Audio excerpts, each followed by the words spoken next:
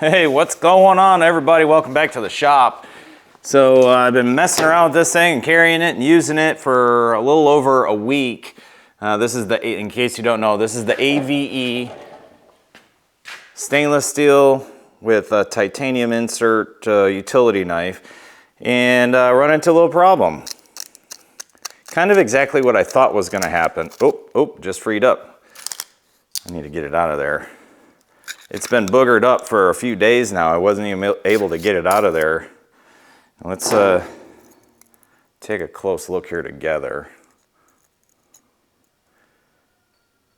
So I was keeping it in the side pocket of my cargo pants. See this little side pocket right here? Kind of fits there nicely, and it's out of the way. It's flat and flush. And I've just been carrying it, hoping it would kind of wear in a little bit, and I've been cycling it back and forth and back and forth and back and forth. So anyway, yeah, we're doing the garden and digging and hoeing and all that other stuff, and come in to do my Thingamajigger Thursday video yesterday, and I want to do a quick update on it, and it was locked up tight. So another thing I wanted to look at here was the inside, and you can kind of see it here. On the inside there, it's starting to get scoring or wear marks. Right in here along this back edge. And I think it's just a combination of a couple things. Personally, I think when I sanded down each individual layer, I may have made it a little bit thinner overall, just a couple thou thinner. And then this button, the back side of the button, I think is dragging on that bottom side there. So I think I'm going to take it back apart, smooth out that back plate, the bottom plate, maybe sand down the inner edges of the sliders, the thin and thick spacers, but not all the way. And I can look down in here and see a little bit of dirt and dust and grime, maybe some lint, I don't know. And we'll go from there. Some people were saying that they had problems with the button going through the front. Like if it's depressed, you can slide the blade out front-wise, and mine won't do that, not even close. I mean, it locks right up. Now the spring's not in there, but... and now that I've sanded the screw backs off, I need to make sure that I keep the orientation basically exactly the same. Now that one felt a little loose. That one did too. I was really contemplating putting some Loctite on these. The only reason I didn't is for this reason. I figured at some point I would want to take it apart, and I didn't want to have to clean micro hardware in order to get it apart and put it back together. I'm just going to leave the screws in that plate. So looking at this, there isn't really much. I mean, it's a little dusty. Nothing crazy though. Okay. So I've only touched one of these back screws. I touched that one. Let's see if I can actually tighten it at all. Oh yeah, they're loose.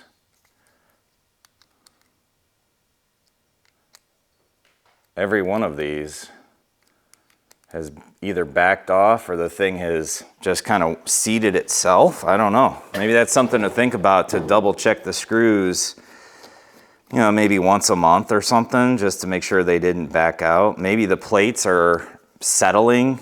I don't know. Now it really makes me want to put Loctite on these. So something I realized after I finished videoing this was the wafer spring or wave spring on the back side of that button. It only gives maybe 30, 40 thou. Now I didn't actually measure it, but 30, 40 thousandths, you know, like the width of a spark plug gap, ballpark. There's not much room in there. And I just looked it up. A grain of sand can be 2 thou to like 80 thou. So if even just a couple grains of sand get in that spring, you're not going to be able to depress the button to slide the blade itself.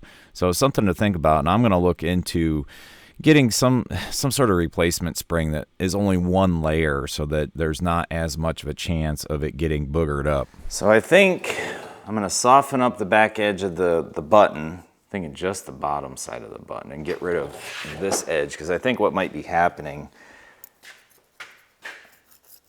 that right there, these sharp cutouts here are kind of catching the button. See?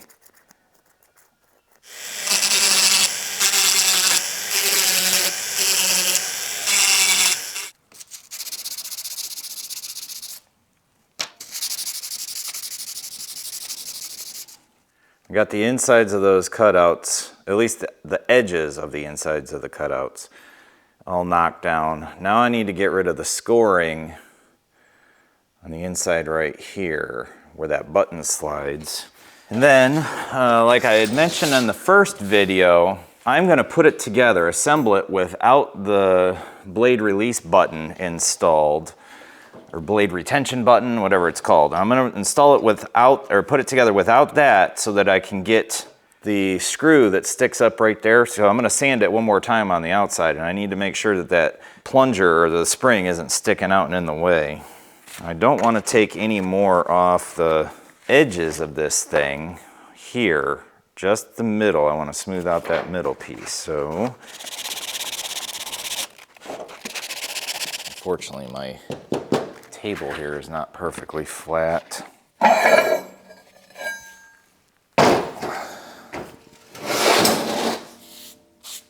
That is chunk of AR 500.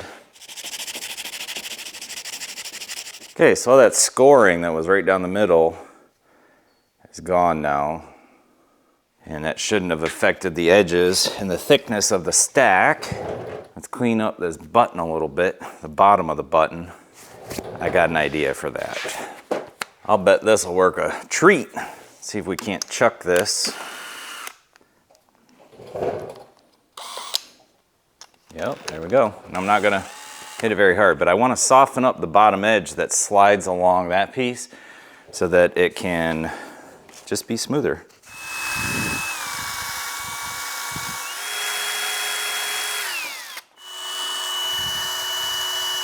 Oh yeah, the edges of this now are much, much softer.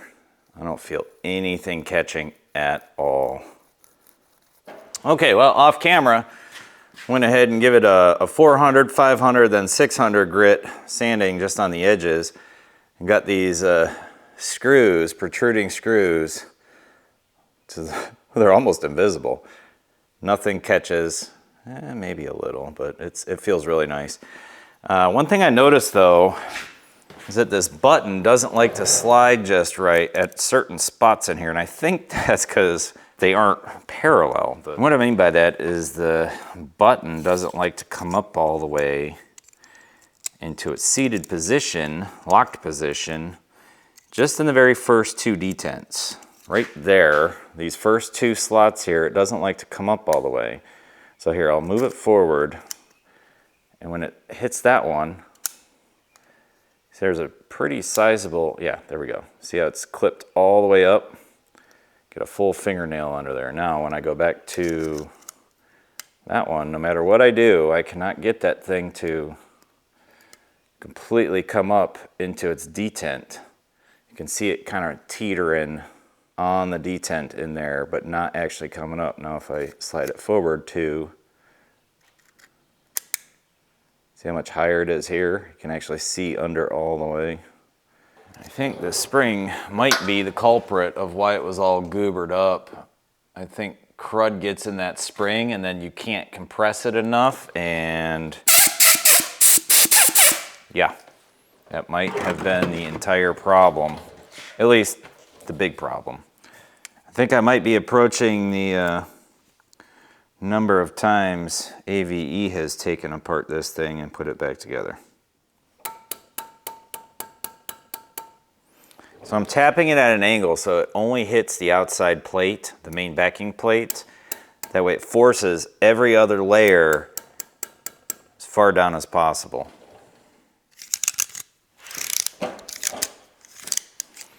Okay, so it's actually popping all the way up now in that first detent, and I think that was because of the whole plates not being all the way out, the whole stack. But yeah, it definitely pops up and out now.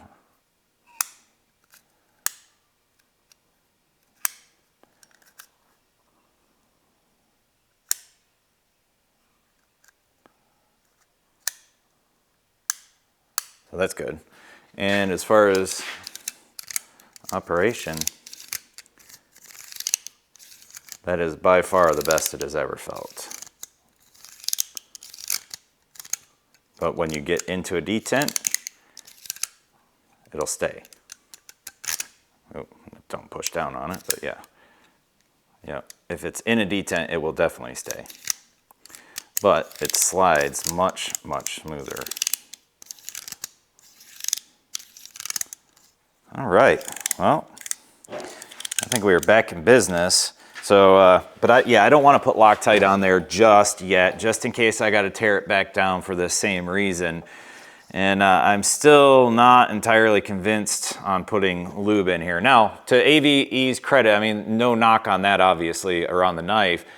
It's not meant to be out in dirt, okay? So that's on me taking it out in the, you know, to keep it in my pocket while we're shoveling and all that crap. So no real issues there. My thoughts, though, is that even in my shop, I'm under a truck and I'm scraping or cutting something and it's going to get dirt in it, or grinding dust gets attracted to it and gets dirt in, or the grinding dust gets all goobered up in there. So I'm not entirely sure about that. You know, I really want to actually use it. I don't want it to just be a wall hanger or just for, you know, cutting paper on the bench and never moving. I want to actually use it.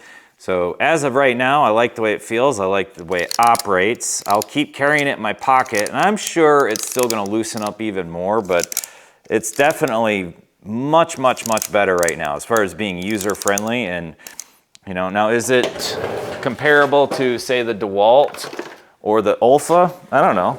I mean, this has a weird mechanism in it, and I've broke it already. This is the second one of these I've gone through. It's got this little push spring mechanism in there that you push it, and it locks in place on its own, and it won't move unless you actually push it. That little spring action right there releases the detent.